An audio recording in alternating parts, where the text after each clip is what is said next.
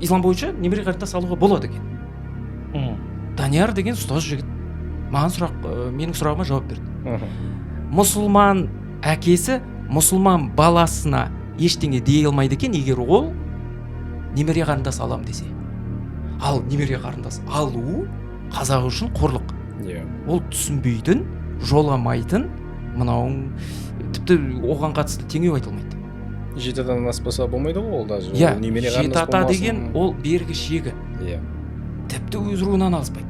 Ол біріншіден тазалық, ол біріншіден сол эксперимент, екіншіден бұл деген қазіргі біліммен астасып жатқан дүние. Бұл деген Алланың халал дегеніне ресми түрде харам деп, запрет деп тыйым салу.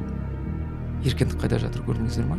Алла халал дейді, қазақтар харам дейді. Мен осындай нәрсеге мен қатты ойланамын. Қазақтар соншалықты бір еркін болатындай, баласы өлсе құдайын сыбап алатындай, соқыр құдай деген сияқты түсініктері бар халықта. Яғни қазақ не нәрсені алып келсеңіз, қандай сенім, қандай идеология, ол өзіне керегін алады, керек емесін тастайды. Менің ойымша бұл еркіндік. Нағыз қазақ деген түсініктің өзі ешқандай құл емес. Қазақ еркін. Ол Дархан даланың төсінде ойнап, аунақшып жүрген, өмір салтын солай қалыптастырған, мінез болмысымыз соған сай келетін, аттың үстіне түспейтін керемет халық.